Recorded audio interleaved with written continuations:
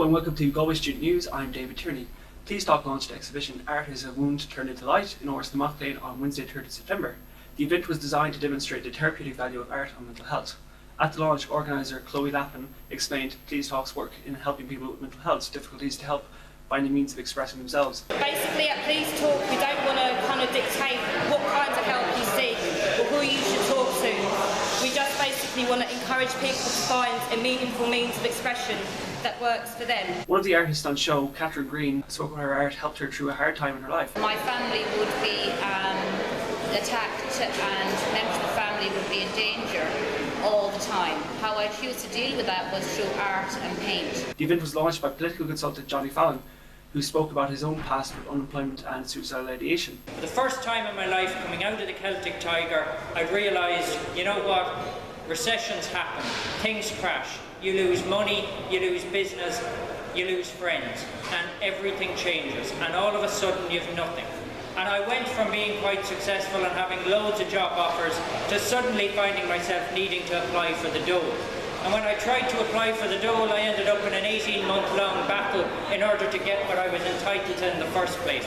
But that's what kind of time it took, because nobody wants to listen to you when you're on the dole. And it took a long time to get over that. And in the darkest hours of that, I had a night where I thought, I can solve this. I can get the banks off our backs. I can get the department to start giving me, my family, their entitlements. I can get people to understand and care by doing one final statement. It'll be the last thing I'll ever do and the last thing I'll ever say, but people will stand up and take notice when I do it. And I prepared that night. I got quite drunk. I got myself into the room and I was ready to end it up. Because at that moment, it made sense. It will be easier on my family, it will be easier on my kids, my wife, everything if I did this. But somewhere in the process of it, something stopped me. Because I thought of my son, and my son loves Star Wars. And when you come in from work wrecked, he loves to say to you, Daddy, will you play a Star Wars game with me? And you'll be too tired to do it, but you get down and do it anyway. And then at some point he has a habit of asking me, Daddy, do you love playing Star Wars with me more than anything in the world? And I say, yes, of course I do, yeah. And I thought of that and thought, who's going to play Star Wars with him tomorrow? And my daughter's in a stage school, they do an annual concert, and I thought, what empty chair is she going to look at in future concerts and think somebody else should be here to see me sing this song? And what was it going to be like for my wife the next day?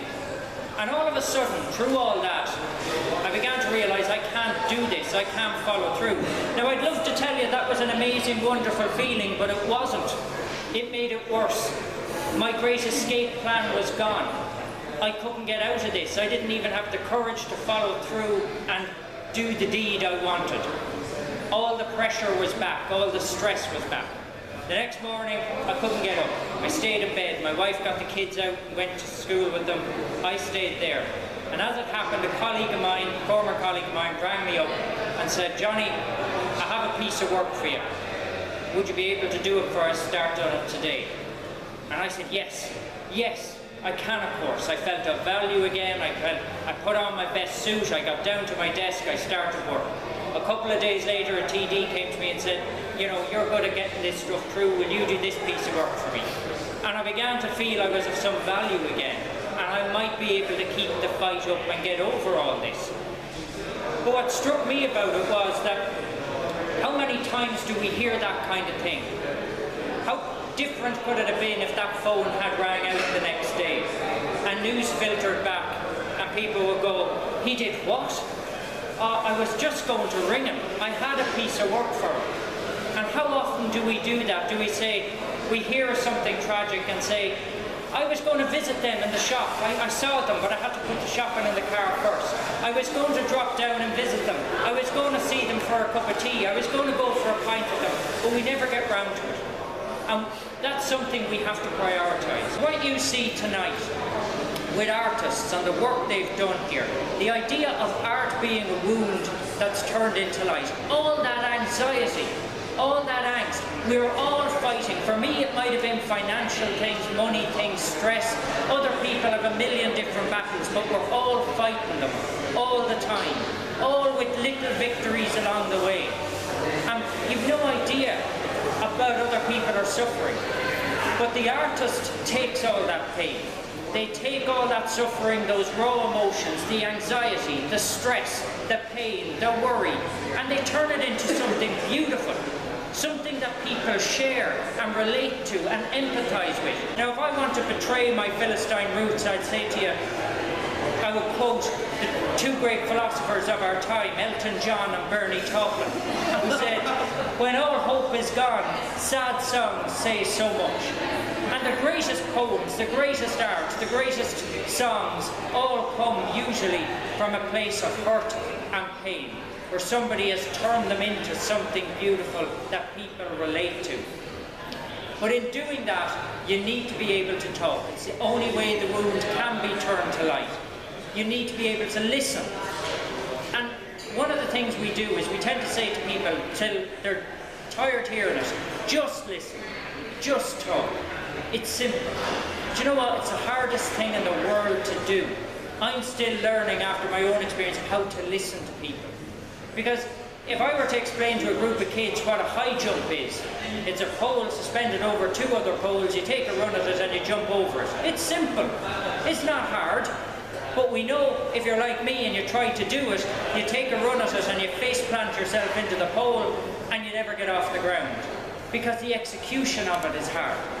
And it's hard to actually listen without panicking. Am I saying too much, too little? Am I looking bored? Am I looking like I'm competing with them?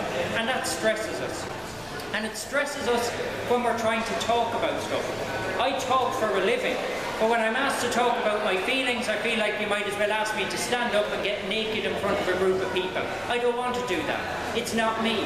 So talking is hard, and listening is hard, but they're the things we need in order to take that wound and make it something special, to turn it into something different, to turn it into the light that we all expect that we should have, and share it with people, and let people feel that understanding, that empathy, that power. I want to leave you with just one quote tonight, because it's a quote that got me through dark times, and I think, you know, when you enjoy all these pieces of art tonight, keep in mind that they do come from places where artists feel deeply and then bring that out. And that's meant to help us all to share something and not be afraid of sharing. Because the strongest people are the people who have faced all this. I've seen it since in boardrooms, in government, in politics. The people who face this have a sense of priority. The people who are happy-go-lucky and never had a worry in their life are the first people to crumple in the crisis, because this is the worst thing they've ever faced. It is about strength, and it is about facing things with strength. But it takes a bit of courage to get through. One of the great men and great thinkers of our time, Mr. Rocky Balboa, who said, "It's not how hard you hit, but how hard you can get hit and keep moving forward that counts." Enjoy the exhibition and have a great night. Thank you. David Tierney, Galway Student News.